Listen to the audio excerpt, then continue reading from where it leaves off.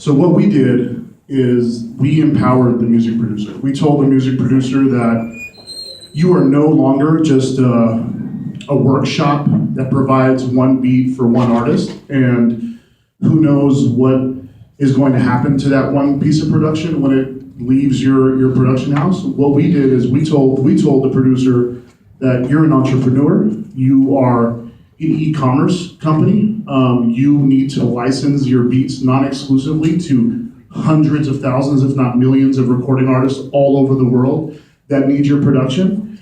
And what we do is we format it in a really cool legal way. So basically producers can resell basically the same beat to as many recording artists as possible in a non-exclusive fashion while still maintaining their publishing. So it gives producers, I guess it gives producers better odds in the form of like, okay, you see how many moments are happening on the internet right now. Like a lot of these young artists that are blowing up, from SoundCloud or from all these places, they're coming to BeatStars and finding beats. Like Lil Pump came through BeatStars and was monetizing at SoundCloud. A Boogie with a Hoodie, NBA Youngboy, like all of these younger, new artists that are just exploding on the internet, they are sourcing beats online. They're not waiting for an A&R. They're not waiting for a publisher. They're not waiting for anyone anymore. This young generation does not wait for anybody. And they operate way more efficiently than we did. And we've been able to kind of see that happen 10 years ago with like the emergence of YouTube. And we said, okay, let's create a whole new economy. Let's create a whole new,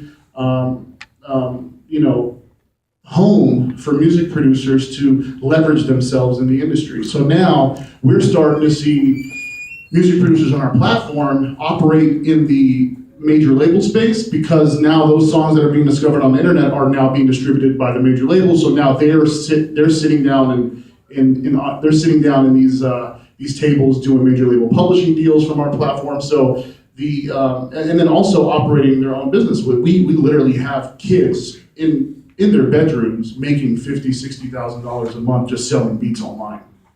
And we're on pace to do about $24 million this year alone.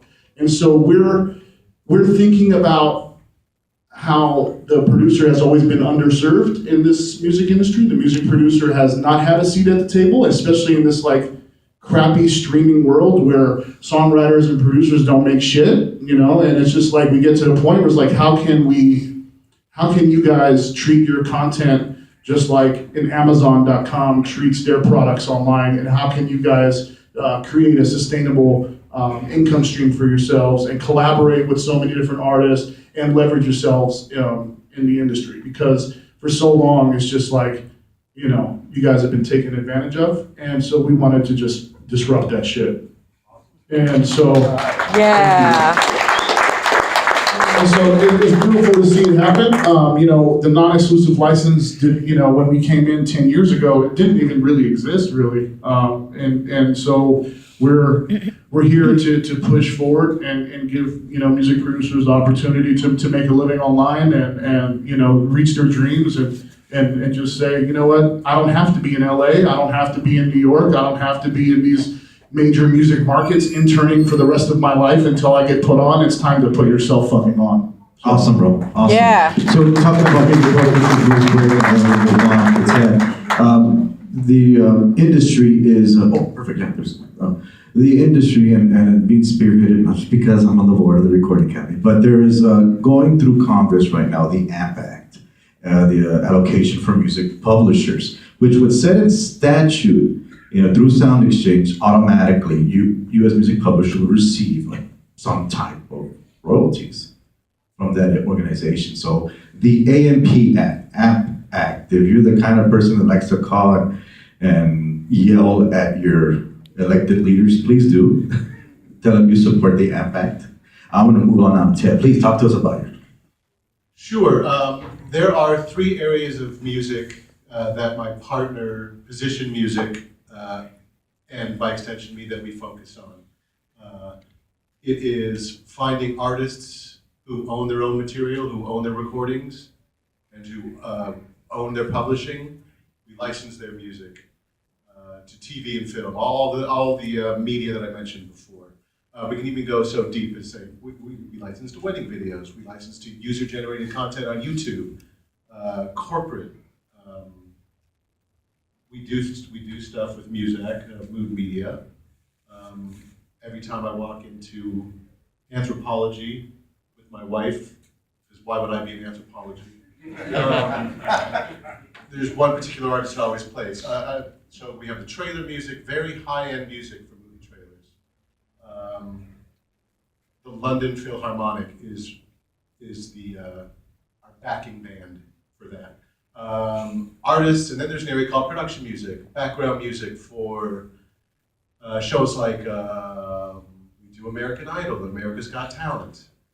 You hear background pieces on the contestants, and it's a sad little piano thing that resolves positively. We do music for Fox Sports and NBC Sports and Root Sports and way more networks than I know of. And that is instrumental music specifically written for television, which is different than just a beat. The structure of these songs is a little bit different, but it's a great way for prolific producers to make an income. We're talking about downsides in the music business, and in this area specifically, and giving your music away for free is something that's very big in production music. There are networks, I won't mention them, MTV, that came to us and not only asked us for our music for free, but asked us to give them half of our publishing. Whoa. So we kindly told them to fuck off. Right on. And there are other companies to do that. And a lot of producers, they're so desperate to find a way to make money, they figure I'll give it away for free and then I'll make it on the back end from ASCAP and BMI. It's not going to be a lot of money. Your music has value. Do not give it away. That's one of the most important things I can tell you. It's really tempting to say, oh, MTV approached me and they want to put my song on Teen Mom 2, or 3 or 4. And they say, oh, well, it's great exposure. I can tell you that it's not. I've been in licensing for 19 years. I have the next Samsung campaign, which is coming out with one of my artists, which is really exciting. It's going to be really huge. I have music coming up in, I can't even say the film company. First time I ever saw this, they said you could not mention the name of the film company, you could not mention the name of the stars, you can't mention the name of the film. So you basically can't promote the use. Until it's out. Till it's out. It's great to be able to tell your fans that you have music in a TV show, but it's really probably not going to move the bar. I have this beautiful 2-minute Oculus Rift spot that they roll as pre-roll on YouTube as advertising. One of the most incredible things I've ever had a piece of my music put into. Didn't do anything for the artist. She might have gotten 50,000 more streams at Spotify. I think that's a big deal, but you're not a big deal until you're at, my number is over 40 million. Under that, it doesn't matter. The amount of Income If generated. you have the streams, $100 million streams will make you $500,000 if you're on the master. And the publisher, way less. But sometimes, sometimes you get something like the same song was used in a spot for Supergirl, a promo spot. Next on Supergirl. She got 1 million streams from that. It's really funny where you're going to find your attention these days in licensing. I would always suggest that you work with a reputable company to represent your music for film and TV. You can try to chase down all of these folks who supervise the music for these shows, but there are companies that have been around and have established relationships. They'll do it for you. There are some companies that work non-exclusively. That's not where I come from. We have a very select bunch of artists that we work with, and we do everything exclusively. We don't want anyone pitching us something that somebody else might pitch to the client. Unfortunately, although your business is revolutionary and disruptive and kicking ass, we couldn't take one of those artists and use that track if the beat's floating around. But as a business model, it's just so great to see people. But that's okay. It's okay. Because it's successful It's so, for everybody. exactly. It's so great to see somebody coming at this different, and we're just trying to help musicians make money, and it's so hard. So he found a lane, and you guys are killing it, killing it, killing it.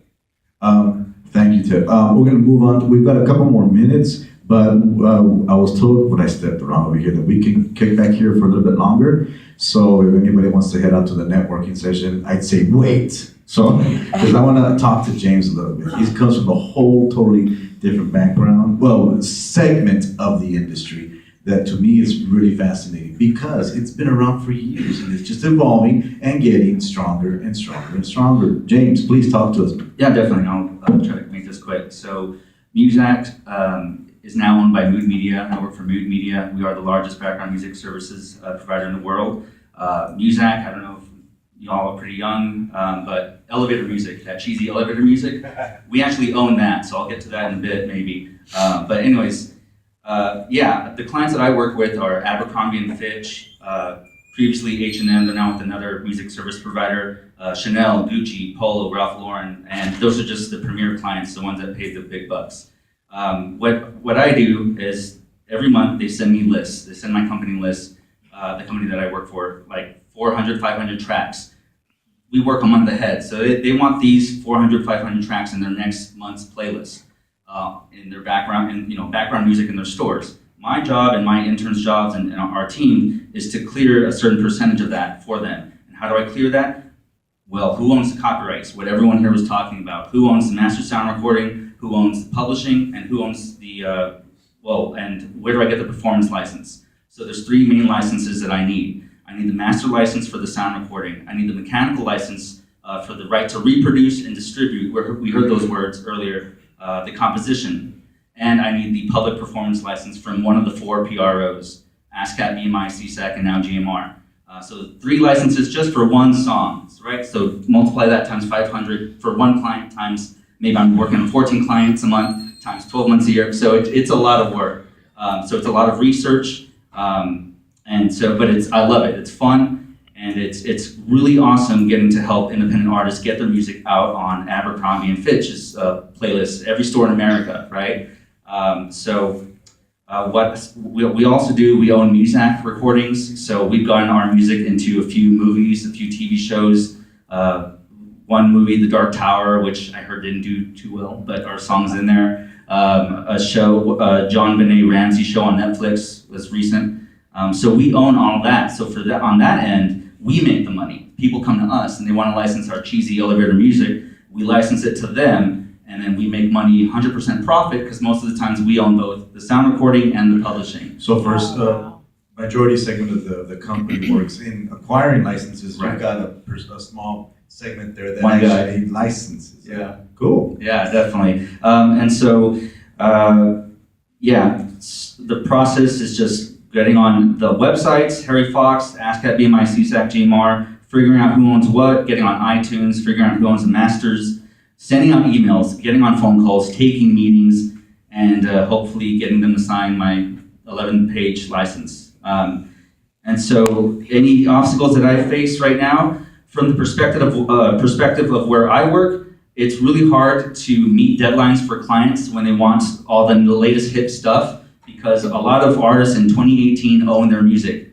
And so it's hard for me to get them to sign it. Coming from an artist perspective, I love that. I think it's great that we no longer have to rely on labels, rely on publishers. You don't need $10,000 to book a few hours of studio time. You can make a record in your bedroom. And so remember, if you're a musician, you can own your music. You can get your music played in stores across America, the world, or get your music played on TV shows, movies, etc. Just do your research, like someone said earlier. Know your copyrights, your 6 exclusive rights. Look that up, and sign up with one of the PROs, ASCAP, BMI, CSAC, or GMR. Sign up with Sound Exchange, which is a totally different type of PRO I won't get into.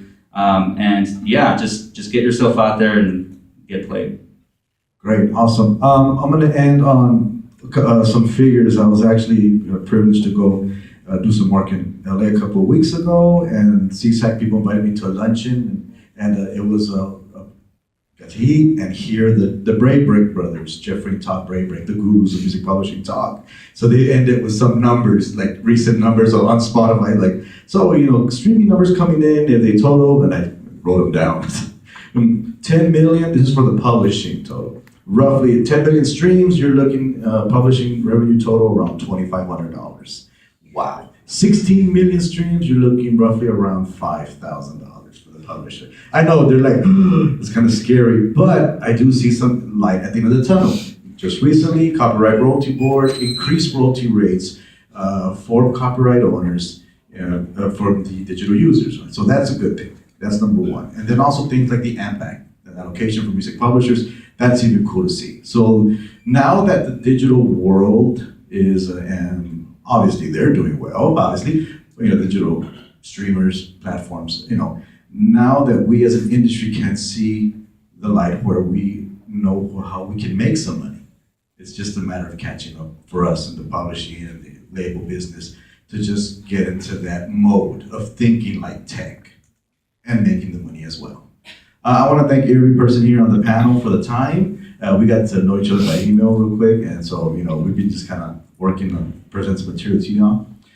We'll be around for a couple of minutes hanging out, and then they're asking us to hang out at the networking session. If I'm mistaken. There's another panel at 11:55. I'm not. Is that right? I think one of y'all is on there. Yes. Yeah, okay. Thank you, sir. Thank you so much, everybody. Y'all have a great one.